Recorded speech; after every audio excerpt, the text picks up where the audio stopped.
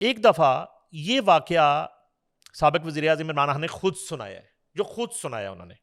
ये उसका कोई हम में से कोई यानी शाहद नहीं है। ये वाक़या उन्होंने खुद सुनाया। उनका ये कहना है कि उन्होंने चाय पे इनवाइट कर लिया बनीगाला ही अच्छा, में। इनवाइट भी खुद करते खुद हैं, किया, भूल खुद जाते खुद हैं। किया, खुद किया। उन्होंने इनवाइट किया जो है ना अमेरिकन कॉन्सुलेट को, उस वक़्त के अमेरिकन कॉन्सुलेट को चाय पे इनवाइट कर लिया, हाई टी पे, और भूल गए कि जब वो किसी चाय को पे इनवाइट करते हैं तो कोई अरेंजमेंट भी करना पड़ता है। आप अपने घर किसी को बुलाते हैं तो किचन को थोड़ा-सा ओपन खोलना पड़ता है दरवाज़ा, चूल्हा जलाना पड़ता है। जो है ना कुछ लवाज़मात होते हैं, कुछ बेकरी से कुछ मंगवाना पड़ता है, और वो भूल गए। अच्छा, वो आ गए कौंसलर साहब मिलने, वो मुलाज़िम ने बताया, वो आ गए, उन्हें रिसीव किया, बिठाया, बड़ी इज़्ज़त से बात शुरू हुई। तो उनसे पूछा, आप क्या लेंगे? तो उन्होंने कहा कुछ नहीं, वो चाय पिएँगे। तो वो क्योंकि चाय का ही टाइम था, आपको पता है शाम का टाइम 4-5 बजे का चाय का ही होता है। तो बाकी चीज़ें रात 8 बजे के बाद शुरू होती हैं। तो वो खान साहब ने जो है वो कहा कि चाय ले आओ। अब वो मुलाज़िम ने कान में पूछा कि सर वो तो चाय के साथ कुछ नहीं है। तो उन्होंने कहा हाँ, हाँ, ले आओ ना, बाहर से जाके ले आओ।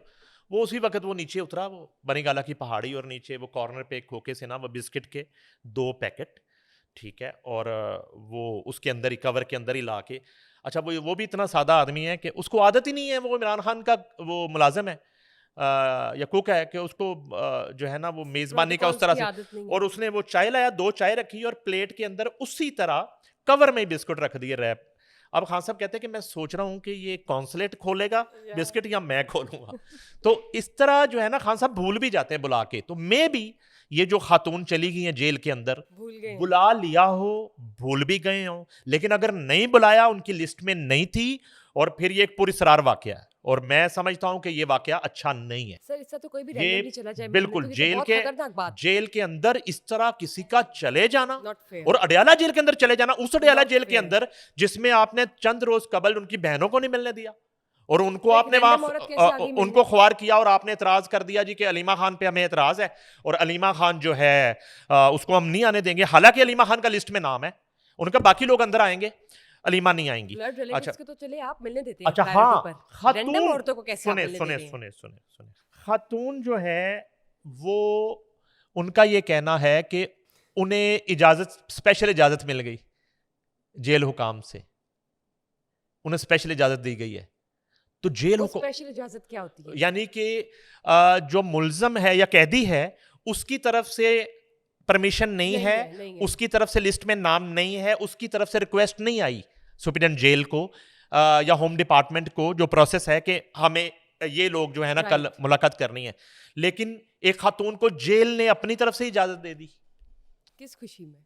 तो ये जो है ना एक बड़ी मैं समझता हूँ, मैं ये वाकया अच्छा वाकया नहीं है। नहीं, वो ये सवाल है, प्रोफेशनल नहीं है। और वैसे प्रोफेशनल भी जो एटीट्यूड है भी नहीं है इस बिल्कुल भी। इस एक पाए का साबिक वज़ीर आज़म पाकिस्तान, और वो कैद हैं, और उनकी मर्जी के बगैर उनको कोई मिलने चला जाए। चलिए, मर्जी के बगैर आप बिल्कुल साइड पे कर दिए। आप ये देखिए कि इतनी ड्यूटी पे एहलकार होते हैं, एक प्रॉपर मैनेजमेंट है, एक सिस्टम है। आप देखिए साबिक वज़ीर आज़म है वो। एक आम कैदी को भी अगर आप किसी रैंडम कोई बंदा मिलने चला जाए तो उसके लिए भी खतरा हो सकता है। साबिक वज़ीर आज़म को कोई भी मुँह उठाकर मिलने चला जाए, इससे तो फिर कोई भी चला जाए वाक़ई। ऐसे ही है, इससे तो फिर सभी चले जाएँ। ऐसे ही। ड्यूटी पे जो एहलकार थे वो किधर थे? ये मैं पूछ के बताऊंगा आपको। सर, आपने मुझे बताना थोड़ा है सा ताकि मुझे थोड़ा सा मौका मिले ना, अगर मुझे थोड़ा सा टाइम दें आप, तो मैं इंशाल्लाह पहली फुर्सत में ये पता हाँ, करता आपने हूँ। बताना है ताकि हम मैं बताता हूँ, नाज़रीन को बता मैं बताता सकें। हूँ। इसमें तो देखें वो मसला ये है कि अब इसकी ज़ाहिर है कि इंक्वायरी होगी। बिल्कुल इंक्वायरी होनी इसकी चाहिए सर, इंक्वायरी होगी, बनती जब है। इंक्वायरी की दिस रिपोर्ट इज़ आएगी नॉट तो फेयर। हम शेयर कर लेंगे अपने नाज़रीन बिल्कुल, के साथ। बिल्कुल, बिल्कुल। Sir, moving to the third, sir ये बताएं, जब बात करते हैं हनी ट्रैप केस की, मिस्टर खलीलुर रहमान कमर के हनी ट्रैप केस के हवाले से क्या तफसीलात है, ये बताइए।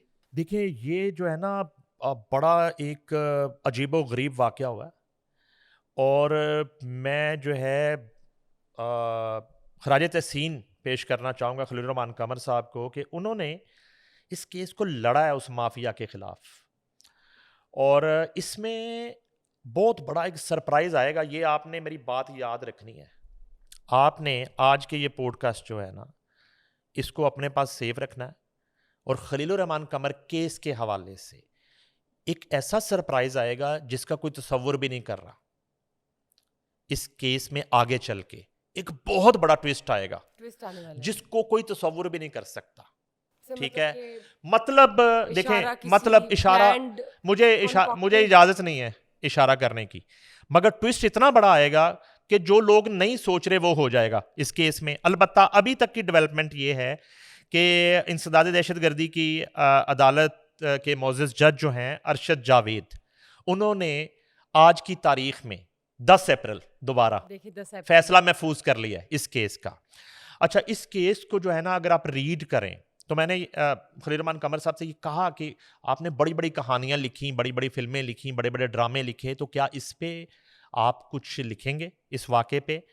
और उन्होंने कहा कि शायद मैं कोई ड्रामा या फिल्म की कहानी ना लिखूं, शायद किसी दौर में किताब लिखूं अगर मुझे मौका मिला और ज़िंदगी ने साथ दिया तो। अलबत्ता जितना वाक़या ये मैंने सुना है तो वो तो बिल्कुल एक मौत के मुंह से निकल कर बाहर है वापस वहाँ से। वो आए थे। और वो जो 6, 8, 10 घंटे थे, उस घंटों में जो है ना हर लम्हे उन्हें उनके सामने ये बहस होती रही कि एक फ़र्द दूसरे को कह रहा है कि बस ऑर्डर आने वाला है तो इसको मार दें, और ऑर्डर कहाँ से आना है? तो उन्होंने कहा बस इदारे से फ़ोन आने वाला है, इदारे का वर्ड भी यूज़ करते रहे। और फिर एक वक्त ऐसा आया कि उन्हें कहें कि कलमा पढ़ लें, तो उन्होंने कहा मैं कलमा पढ़ा हुआ है, मैं मुसलमान हूँ, तो मैंने पढ़ लिया हुआ है जब आपने मुझे किडनैप किया था।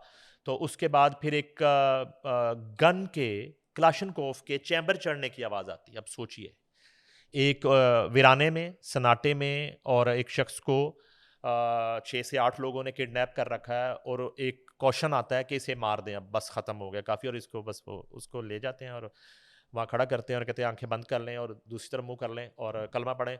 और एक जब चैम्बर मारा जाता है ना, वो जो लम्हा है ना, वो जो चैम्बर की आवाज़ होती है, वो सारी ज़िंदगी मेरा नहीं ख्याल कि इंसान के ट्रॉमा है। दिमाग से वो निकल इट्स अ पाए ट्रॉमा। कभी भी। और उसके बाद एक फायर की आवाज़ आती है, लेकिन वो थोड़े एक लम्हे के लिए वो सोचते हैं कि शायद फायर उन्हें लग चुका है, लेकिन वो उन्हें नहीं लगता, उनके करीब ही ज़मीन पे फायर किया जाता है। और फिर मुसलसल जो है वो तशद्दुद किया जाता है, मारा जाता है, बालों से खींचा जाता है। और हर फर्द ने जो कुछ किया वो बाय नेम खलील रहमान कमर को याद है, बाय नेम, ठीक है। और यही वजह है कि शनाख्त परेड में उन्होंने फौरी तौर पे यानी सबको ये एक शनाख्त मर्डर कर लिया। अटेम्प्ट थी। ये एक मर्डर अटेम्प्ट तो इंसदाद दहशतगर्दी की अदालत में इसीलिए ये केस चल रहा है। अब एक तो देखिए ये सरप्राइज होगा कि सजाएं क्या होंगी इनके लिए, उस लड़की के लिए क्या सजा होगी। अटेम्प्ट टू वो मर्डर। वो 10 साल उस पे जो है वो इक़दाम कत्ल लगती है, नहीं लगती है। ये तो अब मुअज़्ज़ज़ अदालत का फैसला है जो कि आज महफूज हो महफूज हो चुका है। चुका है आज आज की उनका तारीख। मुकद्दर, उन मुल्ज़मान का, उन मुजरमान का मुस्तकबिल, उनका मुकद्दर वो लिखा जा चुका है।